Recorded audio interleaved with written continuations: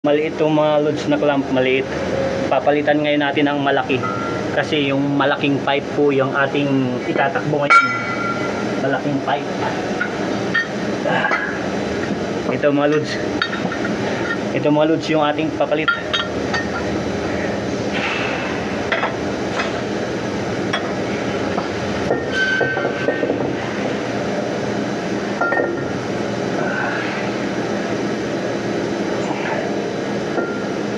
Solo lang naman, solo lang, solo. Kasi masikip pag dalawang tao dito, masikip.